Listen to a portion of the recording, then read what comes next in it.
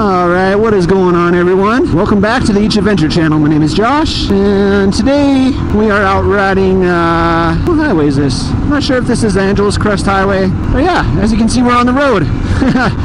Not for long, though. Gonna be making an offshoot here and dropping down into some dirt. But we are out on a real dual sport ride. And because we're out on a real dual sport ride, I wanted to talk a little bit about the news that set the internet on fire a couple weeks ago. And that news, of course, is the announcement of the Honda CRF450L.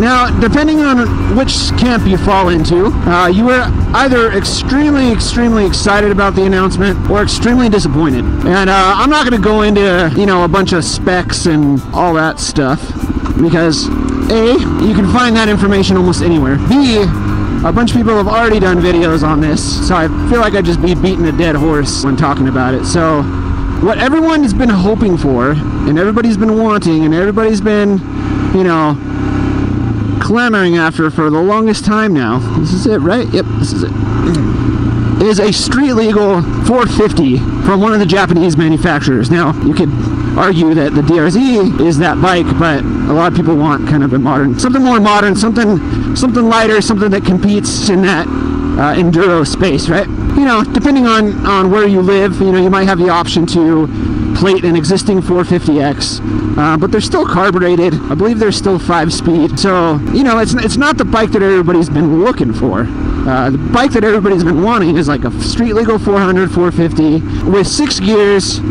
fuel injection, and weight that rivals KTM, Husqvarna, and Beta. So something in like the 260-pound range.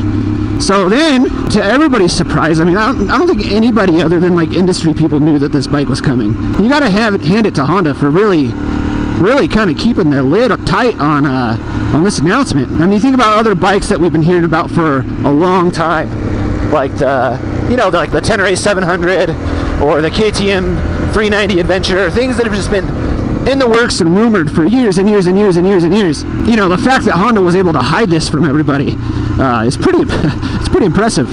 But anyway, so like I said, depending on which side of the fence you fell on, you know, you were either extremely excited or extremely disappointed. Now, when I first saw it, I was extremely excited. It's just like, yes, like finally, you know, someone came out with a street legal 450. I thought for sure it'd be maybe Yamaha would kind of be the first one to do it, but it ended up being Honda. And I was never a Honda guy really until I got my 250L, and it turned out to be a fantastic bike. And it's one of those things, again, it's depending on what side of the fence you fall on. You know, you could think the 250L is a great bike like I do, or you can hate it. So let's talk about the 450L for a minute. So it's a 449cc with a 6-speed transmission, fuel injection, shellless suspension, LED lights and turn signals. So, you know, on paper it sounds really good, but you know, the biggest complaints that I was hearing from people, and this is kind of the people that fall on the enduro side of the fence, are complaining about the weight. So the weight is it's not light. It's 289 pounds according to Honda, but that's with a full tank of gas, and gas weighs what, like 6 something a gallon, so really it's in the 270s. For a Japanese dual sport, that's actually pretty light. It weighs about the same as the new 450X, which was also announced at the same time. So you figure they added 15 pounds putting all the street legal stuff on there. That's actually pretty impressive. So, you know, a lot of people just dismiss it just from that alone. It's too much. There was some misreports about the horsepower numbers being in the like 25 horsepower or something like that in the 20s, and there's just no possible way. I mean, even the DRZ's in the 30s. I would expect the new Honda probably to be somewhere in the high 30s to the mid 40s. There was some stuff from Honda that came out saying that it should be in the 40s. So again, like, I'm not going to hash out all the statistics and stuff like that and all the specs. But I just want to talk about my perspective and just kind of how funny it's been, like, watching people's reaction to this bike, because it's not even out yet, and people are just like, oh, you know, it's a turd, it's this, it's that, blah blah blah. It's just like the 250L. It's, you know, it's heavy, it's a pig, blah blah blah. It's just like, dude, no, it's not that heavy. I've ridden a 289 pound bike. That's actually how much the XT250 weighs. It's not hard to pick up, and you know, that extra weight adds to the stability. Like it does. We can argue weight all day long and the difference between adding an extra 30 pounds or whatever to your bike, and at the end of the day, you know, when you're out riding and keeping a leisurely pace on the trail, I mean, even right now, you know, I can feel a little bit of the weight in the DRZ, but it's not like this behemoth of a bike where like I can't manage it, you know what I mean, or I can't manage it on a single track, or I can't manage it, you know, riding the type of terrain that I like to ride, which is stuff like this, and you know, rocks and single track and 50-inch trails and stuff like that. So, and I ride with a bunch of stuff on my bike, so it weighs even more than that. So 289, yes, it weighs more than a KTM and it weighs more than a Beta, but it's not that much more weight. Oh, a deer. Hey, buddy. Gotta love dual sport riding, man. You gotta love it. So that's one of the biggest, probably the biggest things that I kept hearing about is the weight. It's porky, it's heavy, it's a pig, it's a red pig. It's like, really, first of all, it's not even out yet, okay? So nobody really knows what it feels like other than the test riders at Honda and the Honda engineers. So let's save that until the bike actually comes out.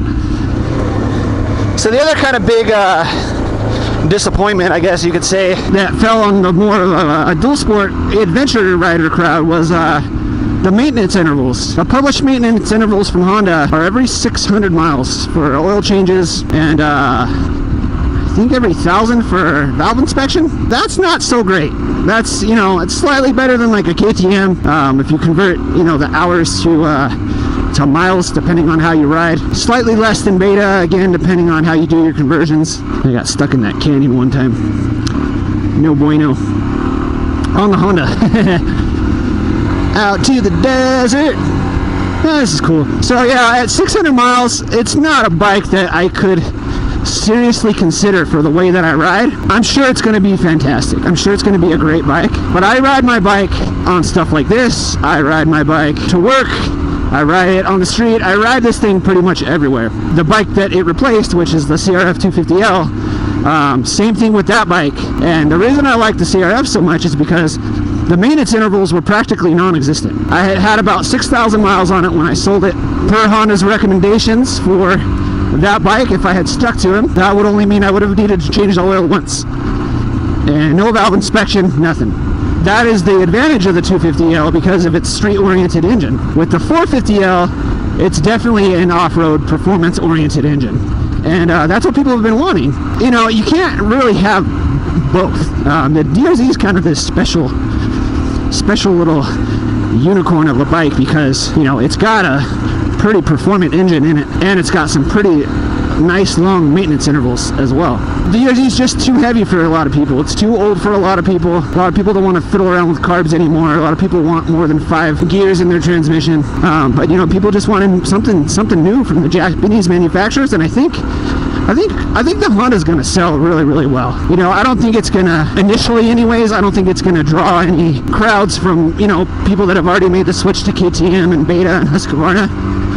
But if it proves to be ultra reliable and it proves to have an awesome aftermarket, you know, I think it's going to do really well. The maintenance intervals suck. I would consider buying one, but you know, I'm not in the business of buying new motorcycles right now. I'm in the mindset of riding for as cheap as I possibly can, and you know, getting my debts paid off and trying to get to that dream of being debt free. That's where I'm at right now. So but after that, you know, if the Honda ends up being a home run for them, and it ends up being really well received, and you know, if it ends up being the bike that I think it will be, and ends up, you know, having that Honda reliability to where, you know, maybe you don't need to change the oil every 600 miles. Maybe you can go 2,000. You know, we'll see what happens, and I might pick up a used one because I really liked my 250L. Honda got themselves a new customer with me with that bike, even though I hated it when I got it, and I hated it for the reason that other people hated it, is because it looked so much like a dirt bike, and the performance just wasn't there, you know. But it did teach me a few things about, you know, modifications and gearing and different things like that. So I'd say it was a win for me. So like I said, there's a lot of other videos about this. I think almost every motovlogger's done like a Honda 450L video. And I didn't want to contribute to the noise. there was a lot of unknowns really after that initial announcement. So I didn't want to throw something out there and talk about my initial, like, oh, I just saw it opinion.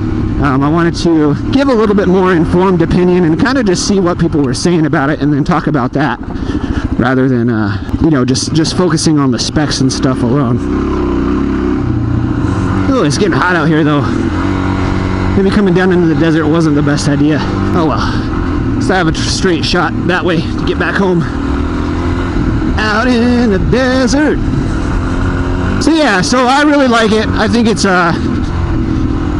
something that I would buy if I had the budget for a mostly dirt-oriented dual sport. You know, for me, like I said, I left my house this morning, rode 30 miles or so to where I started from. I've ridden about 40 miles since then. You know, probably have the same amount of time to get back home. So I've ridden about 70 miles, so that'd be 140 miles. So I could do maybe 4 rides like that on the new Honda without changing the oil. You know, that actually doesn't seem so bad. You know, if you use it as a strictly dirt machine that you only ride on the weekends. It's obligatory wheelie patch here. You know, if that is how you indeed use the bike. So anyways, what are your guys' thoughts on it? I'd be really interested to see, especially, you know, everybody's probably formed their own opinion now after seeing all the moto vlogs and all the press releases and all pretty much everything else about the bike that's out. So yeah, what do you guys think? Let me know down in the comments. Like I said, I just wanted to touch on a couple things and really talk about my amusement to the kind of the different perspectives on the Honda. And you know, I can't wait till September and so I can start seeing you know, some of the initial reviews on it. Hopefully somebody I know gets one so I can test ride it, because I'm very, very, very interested to see what it feels like and what the performance feels like. But I know most people really, really like their 450Xs, people that have them, so if they're able to maintain the things people like about the previous version of the 450X, I think they're going to have a real winner. But anyways, guys, that's all I got. That's all I got for today. So as always, thank you so much for watching. If you like this video, please leave a like down below. If you're new here, please subscribe. We like to do adventures like this on a weekly basis, and we'd love to have you along for the ride. So until next time, guys, be sure to have fun, take care, and ride safe. And I'll see you guys in the next one. Until then, make sure you get out there and have adventures of your own. And I will see you guys next time. Later.